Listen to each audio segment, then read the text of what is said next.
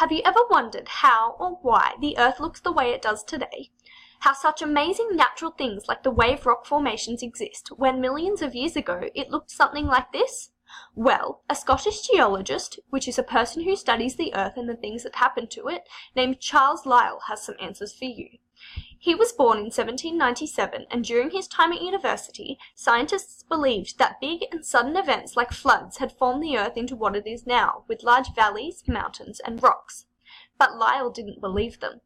Instead, he believed that the 50-year-old ideas of a man named James Hutton were true.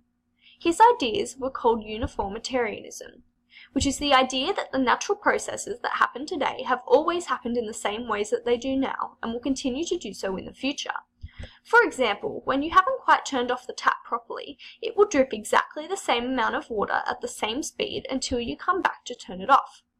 In nature, these processes are usually very, very slow, forming things like rocks and mountains over a very long time.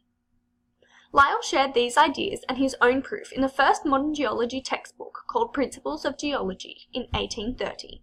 It is because of this book that people working in all areas of science use uniformitarianism as a basic rule to this day. One of the most easily seen processes of change that prove this rule is erosion, which is something that happens naturally where things like rain, ocean waves, heat, wind, or rivers wear away parts of the earth like rocks and soil. They break off pieces of the rocks, often creating patterns. This is what used to be the arch at Lockard Gorge, Victoria.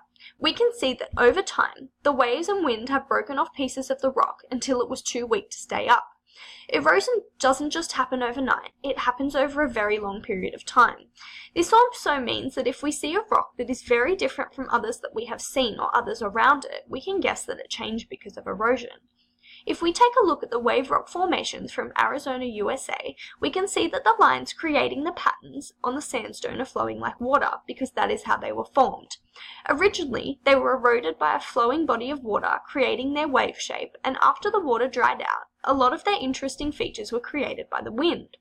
These amazing formations are not only very beautiful to look at, but they show us how much things can change over long amounts of time by experiencing a natural process over and over again.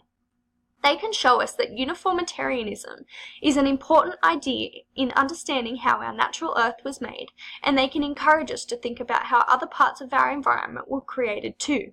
Next time you are walking along the rocks at the beach, take a closer look.